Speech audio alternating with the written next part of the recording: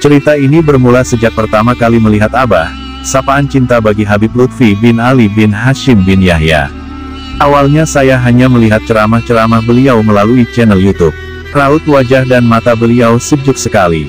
Senyum Abah yang indah mengingatkan saya pada cerita para sahabat Nabi mendetailkan perawakan kekasih Allah itu, Rasulullah. Indah, sejuk, tenang, dan damai, kata-kata inilah yang pertama kali terbesit ketika melihat Abah. Setiap bulan selalu ada pengajian di Kanzus Sholawat, markas besar Mabes Abah di Pekalongan, Jawa Tengah. Para jamaah menyebutnya pengajian rutin Kliwonan. Kami dari Jogja biasanya menghadiri pengajian itu, alhamdulillah rutin. Namun sesekali, sebagian dari kami ada yang tidak bisa berangkat ke sana karena masalah sepele keduniaan. Meski demikian, kami tetap berusaha berangkat ke sana. Kami senang sekali di Kanzus Sholawat. Entah apa yang membuat kami senang. Saya tidak bisa menerangkannya, yang pastinya sangat senang. Bagi saya, belajar menjadi santri Abah tidaklah mudah. Jangankan itu, belajar menjadi seorang santri saja tidak mudah. Jujur, saya sendiri tidak pernah mengunyah dunia pesantren. Saya tidak tahu apa itu kitab kuning. Yang saya tahu, pesantren identik dengan Nahdlatul Ulama, pendirinya Hadratus Syekh Muhammad Hashim Asy'ari.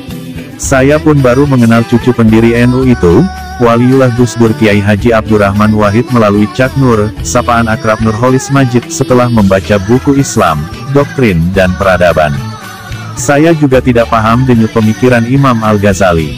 Saya baru bersentuhan dengan sufi besar itu melalui ceramah live streaming Gus Ulil Afsar Abdallah di akun Facebook pribadi beliau. Saya juga tidak mengenal tafsir Al-Quran yang khas, saya baru kenal melalui Gus Bahak Kiai Haji Bahaudin Nur Salim. Jadi pengetahuan saya tentang khazanah Islam sangat minim. Apalagi bicara tarekat, saya tidak tahu sama sekali. Tapi NU memberikan warna tersendiri dalam hidup saya. Indah dan sejuk, jauh dari benang merah NU, saya tidak peduli. Yang penting bagi saya ialah sama-sama Muslim Indonesia, atau dalam jabaran Kiai Haji Said Akil Siroj adalah Islam Nusantara, meskipun jauh dan awam. Alhamdulillah sedikit-sedikit masih terciprat nuansa NU, yakni lewat kebiasaan tahlil dan ziarah kubur. Abah, awalnya yang saya tahu, adalah orang Arab, terlihat dari perawakan beliau demikian adanya. Mungkin ini pertama kali perkenalan saya dengan Abah secara dahir. Yang saya tahu hanya sepintas adalah itu.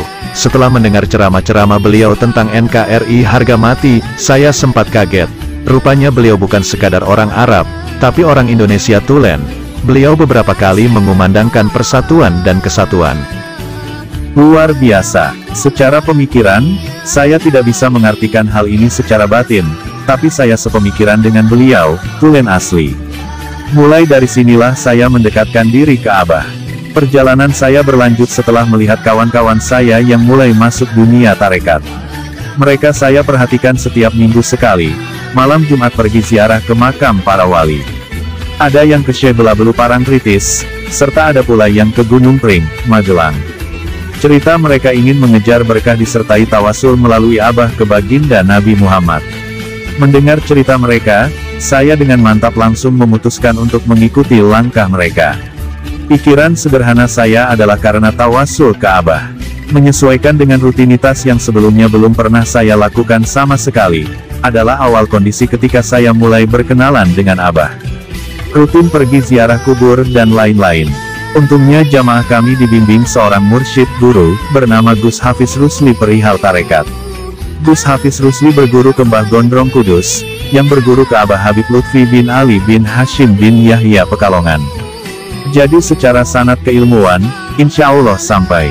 Allahumma salli ala Sayyidina Muhammad. Berangkat ke Kanzus Sholawat Mabes Abah di Pekalongan. Detak jantung berdegup kencang.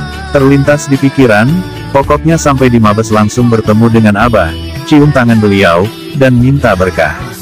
Perkiraan saya rupanya salah. Ternyata selama di Kanzus, kami harus sholawatan dari pukul 6.35 pagi sampai pukul 9 WIB. Setelah itu dilanjutkan dengan ceramah Abah sekitar 30 menitan, sangat menggetarkan. Beliau menyerukan persatuan, luar biasa. Selepas itu, barulah bisa bertemu dengan Abah. Mulai dari lansia sampai balita, berjejer rapi sambil bersimpuh menemui Abah. Mencium tangan beliau sebagai tanda ngalap berkah. Jamaah Abah sangat banyak, mulai dari balita sampai lansia.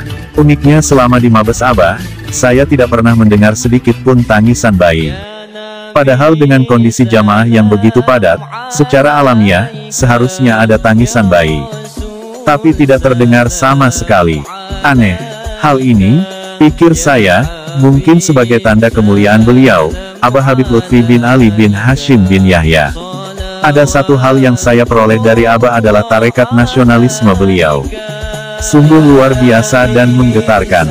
Saya hakul yakin, pemikiran beliau sudah pasti menerobos sampai ke langit ketujuh dan menukik tajam menyentuh sanubari, halayak insan.